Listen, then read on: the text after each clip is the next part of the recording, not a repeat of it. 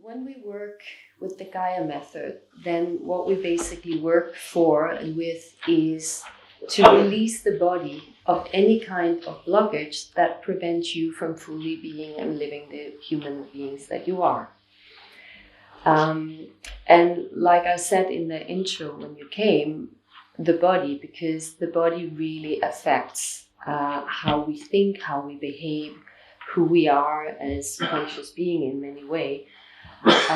We will get more, like we often think of the brain as our, that's the boss of us, but the body is usually controlling way more than the brain is.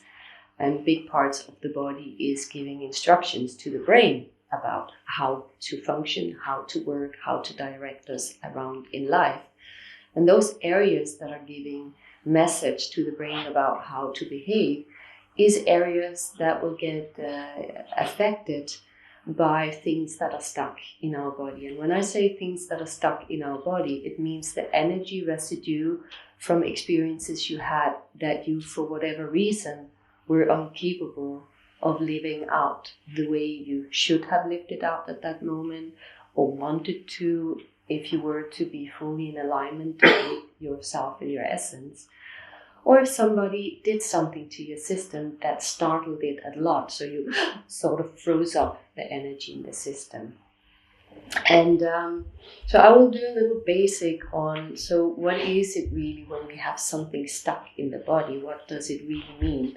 You all probably know the word blockages, and it can really sound like this fluffy, airy, huffy, fluffy something. And some people sometimes tell me, I don't really believe in blockages because I'm not spiritual. I'm like, oh, it's got nothing to do with being spiritual. It's got to do with having a body. So when we talk about the body and the mind and the soul and whatever we perceive ourselves to be, then you have a physical body, but you also have an energy body. And the energy body penetrates all of your physical body. And those two bodies, they speak together, they correlate, and they interact 24/7. Your energy body is a little bigger than your physical body, but it goes through everything inside of you.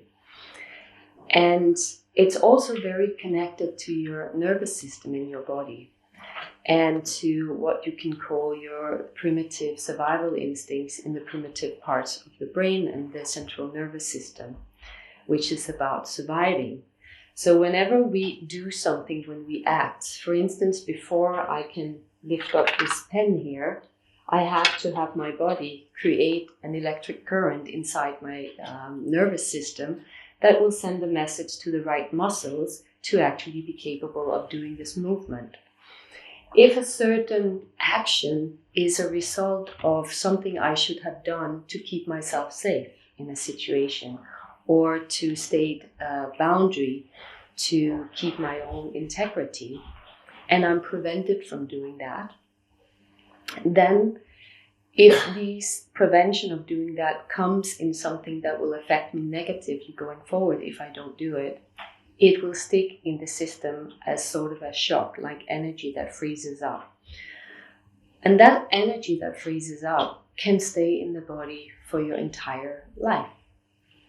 So you can carry old stuck energy around for ages. And most of the times we don't even know that we carry it, because that feeling of stuck energy in our system has become our new normal perception of how my body feels. So we most often actually don't even know what our body would feel like if we constantly had energy flowing, if there was no blockages, if everything was like it should be.